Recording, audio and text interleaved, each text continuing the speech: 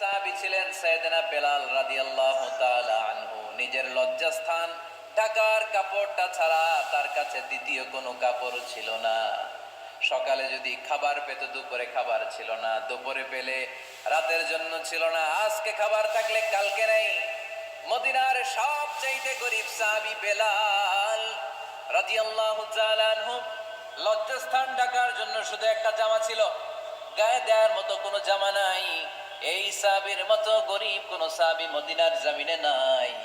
এই বেলাল রাদিয়াল্লাহু তাআলা আনহুকে বিশ্বনবী ডেকে বললেন, ইয়া বেলাল আনফিক ইয়া বেলাল লা তাখশা মিন যিল আরশি ইকলালা।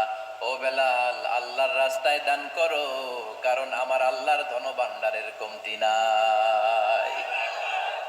সাইয়েদনা বেলাল রাদিয়াল্লাহু তাআলা আনহু সবচেয়ে গরীব। শুনতেছেন? বুঝতেছেন? সবচেয়ে গরীব। ডাউন পার্টটা ঢাকার মতো একটা গার্মেন্ট ছিল, একটা কাপড়, এটা পেঁচায় আসতো, নামাজ পড়তো। গায়ে রাখার মতো কোনো জামা নাই, আর খাবার দাবার টাকা পয়সা বলতে নাই।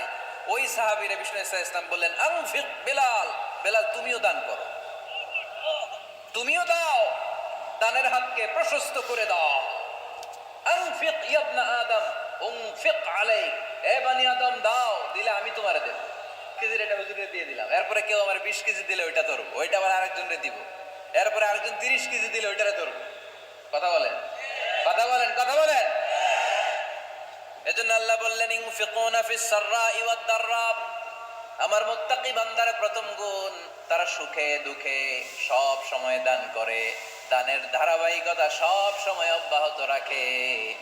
যারা সুখে দুঃখে সচ্ছল অসচ্ছল সব অবস্থায় দান করে, তাদের নাম হলো মুত্তাকি।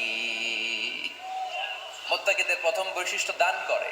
আপনারা দান করেন তো? কিশোরগঞ্জের ভাইয়েরা সবাই করেন? করেন তো?